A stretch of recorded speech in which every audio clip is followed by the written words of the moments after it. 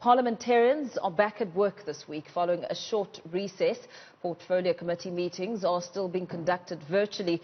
Newzroom Africa's Athi Mtongana joins us live outside Parliament ahead of various meetings that are due to take place today. Athi, a very good morning to you. What are the expectations?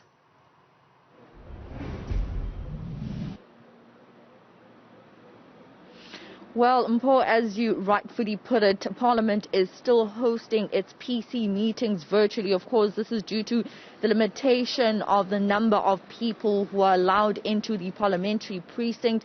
We know, for instance, a plenary session which is due to take place at the National Assembly later this afternoon at around 3 p.m. That oral session between the Peace and Security cluster will only allow a few members of Parliament to be inside the precinct, inside the National Assembly.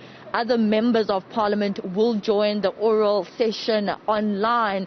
Most of these PC meetings, Mpo, have, since the advent of COVID-19, been conducted virtually. We have about 19 PC meetings that are scheduled to take place today in Parliament, and they're back from recess. They were on break for about 2 weeks, and they continue their work this week with various PC meetings that are scheduled to take place.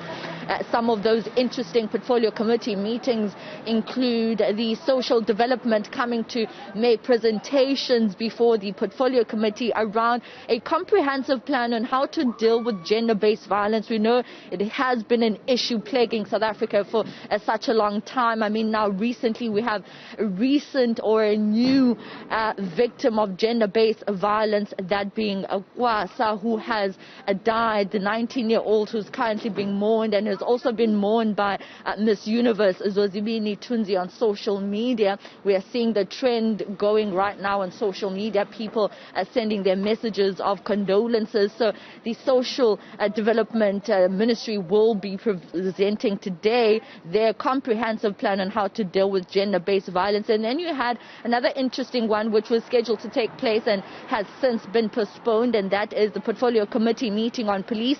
They were scheduled to receive a briefing from the Mayor of Cape Town, Dan Plato, about the recent events that have been taking place in Cape Town, particularly involving land occupation. We've seen massive land occupation taking place across the Cape Metropole, and he would have dealt specifically with the case that is related to the naked man, Bulela Nikolani, if you can recall, when he was dragged out of his home when he wasn't clothed. We know that the city of Cape Town on the 15th of August released a statement to say that an independent body would be now looking at how to discipline the 4 law enforcement officers that were involved in that altercation.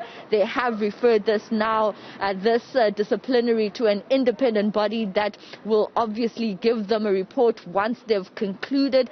And another interesting one which we'll be looking out for today at around 12 p.m. Mpo, is that of the Standing Committee on Public Accounts. We know that it's chaired by the IFP's Mkhuleko Hlengwa.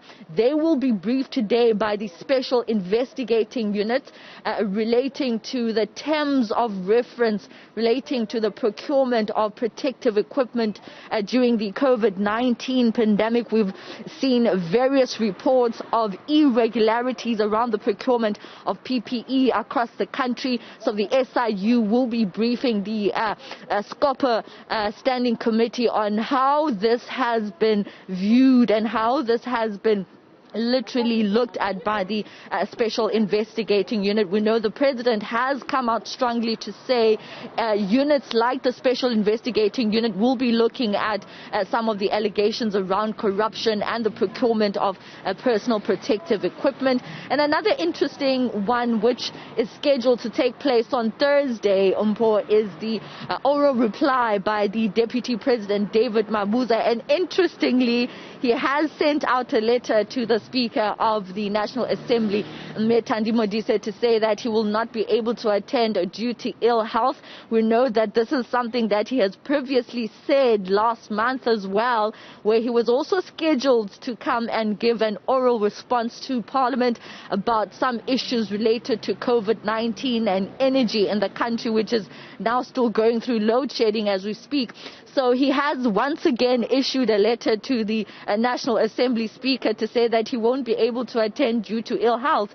We know the opposition party, the DA, has raised concerns around several postponements around the presentation and the oral response by the Deputy President. They have called on action to be taken so that clarity can be found as to when exactly the Deputy President will actually give those answers before Parliament. So a busy day ahead for members of Parliament, as well as, of course, the staff members in Parliament. There's a limited number of people that are allowed into Parliament. I mean, right now we're standing in front of the Visitors Centre, which has been closed since the advent of COVID-19 and the lockdown, and so not a lot of people are actually allowed into Parliament, including MPs. And when we know exactly when Parliament will open, that will obviously be after the COVID-19 pandemic. Very well, a busy day indeed.